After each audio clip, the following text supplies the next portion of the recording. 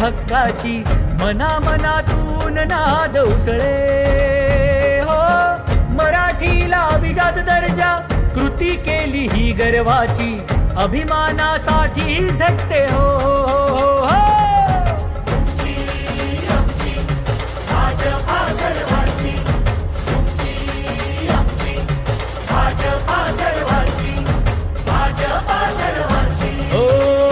जनकल्याणार्थ आखले समान धोरण जाती भेदाचे ना कधी केले राजकारण समाजात बांधले हो समतेचे तोरण.